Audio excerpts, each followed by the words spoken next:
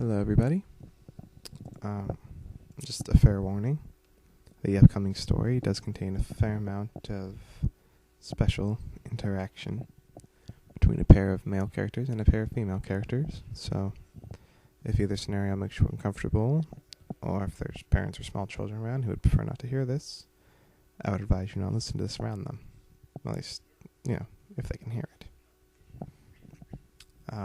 I want to apologize ahead of time for any terrible female voice acting. I don't have the best female voices in the world, but in the end, the story's not really about them. So I'm pretty sure we'll be mostly fine. So, without further ado, allow me to read from The True Final Battle, written by me and a friend of mine one night, out of sheer boredom for another friend of ours. I hope you enjoy. And, again, I'll try my best. So, bear with me on this one.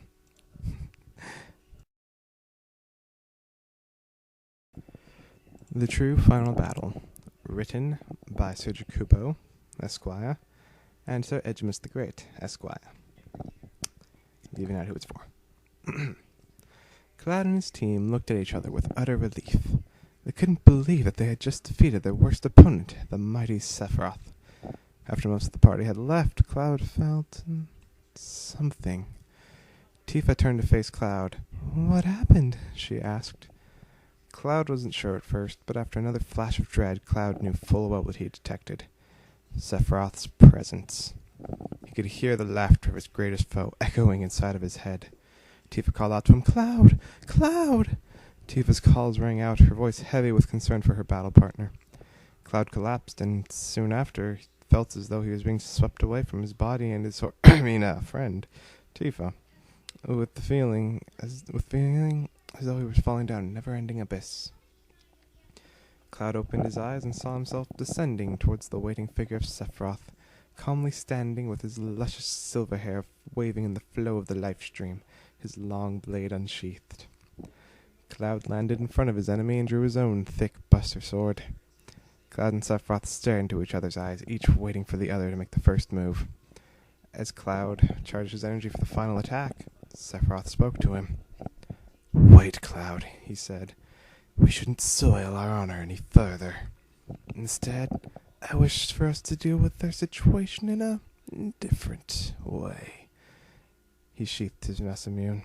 "Come, let us settle things like men." Sephiroth walked towards Cloud, and as he approached, Cloud was able to see the shimmering sweat glistening off Sephiroth's well-defined abs. Cloud was wary, but could see the sincerity in Sephiroth's shining, Mako-filled eyes, the color of the very life stream that filled them both. Cloud sheathed his own blade and walked towards Sephiroth, meeting him halfway.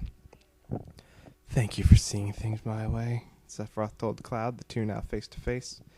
Sephiroth couldn't help but get lost in the oceanic blue Mako color of Cloud's eyes. Cloud fidgeted, his hand wanting to reach for his buster sword. "Don't," Sephiroth said, aware of the movement. "Cloud, it's been years since I attempted to take your life in the name of my mother Genova. Now, I desire to take something else from you." Sephiroth moved to draw his blade. Cloud closed his eyes in anticipation of Sephiroth's strike, only to feel the feather-like touch of Sephiroth's lips upon his own. The warmth of Sephiroth's breath as he pulled away only served to enhance the warmth that Cloud felt all over his face.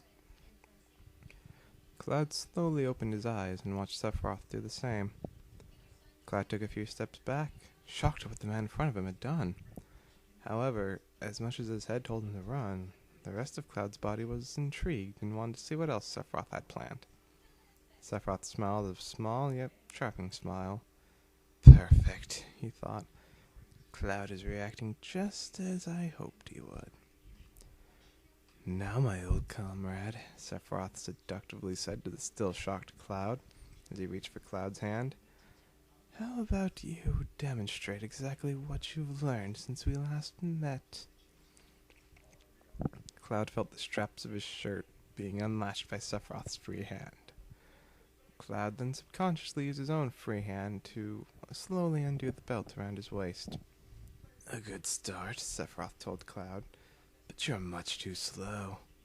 Sephiroth drew his sword and in one swift slash cut away the rest of Cloud's top, leaving Cloud naked from the waist up.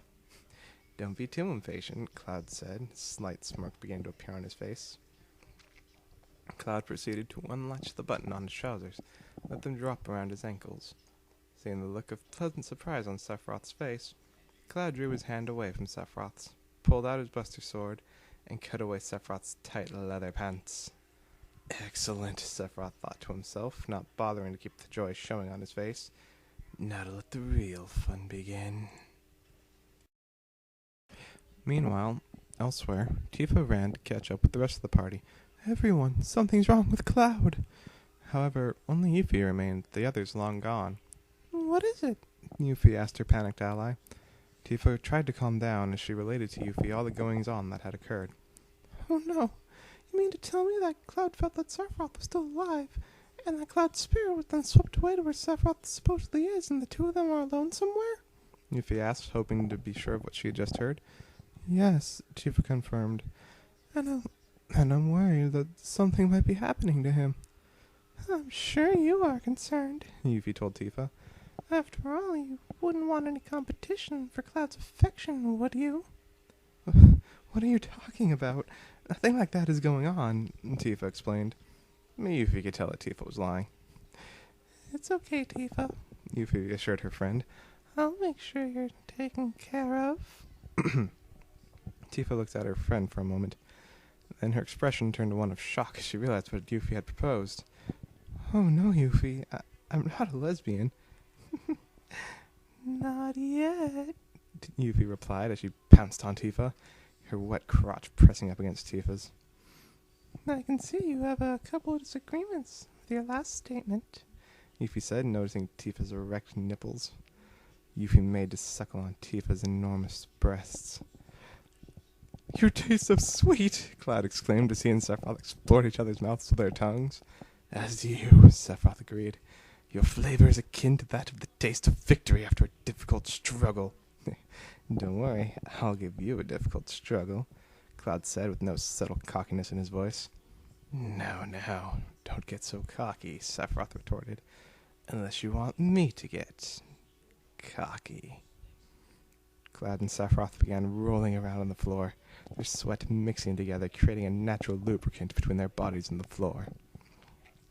It's time, Sephiroth announced as he stood up, letting Cloud take in every inch of his perfect body. Cloud couldn't help but stare. Well, it's nice to see that your Masamune isn't your only long sword.